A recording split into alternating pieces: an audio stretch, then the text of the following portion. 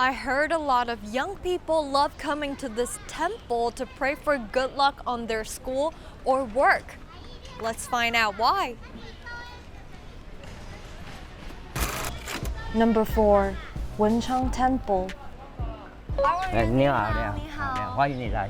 I was wondering what god does Wenchang Temple worship?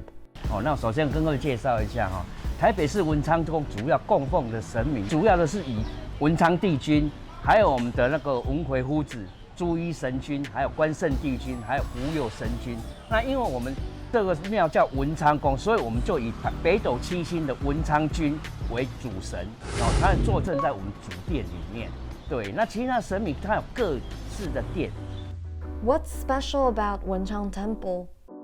文昌宫的特色，一般来讲的话，它只要是针对我们新兴学子，或是一些职场上为求功名、求学业、求身体健康，他会来这边我们参拜。那我们的文昌帝君主事的就是我们的功名利禄。那如果小朋友要考试的时候，最主要的就是我们拜我们的文魁夫子。那文魁夫子主要就让我们金榜题名、状元及第。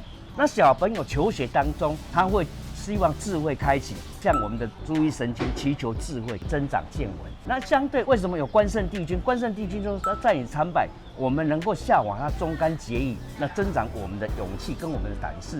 对，那我特别介绍一下，无有神君它本身是家财万贯，但是它淡泊名利，广大交友，我们将来拜他的时候可以增长我们的人脉。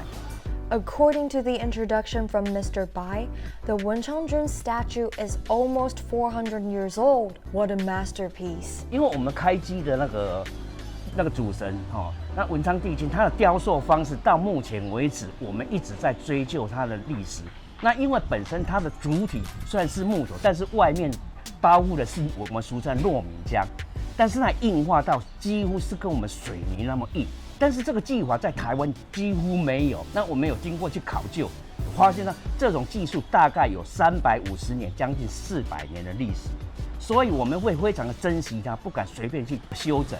我们一定要找到专家有办法的时候，我们才能再去了解它的历史，这是我们引以为傲的一个部分。I used to come to this god a lot for my exams, and I sure did really well in school. So if you ever need help with your study or you're trying to get a better job, he is your god.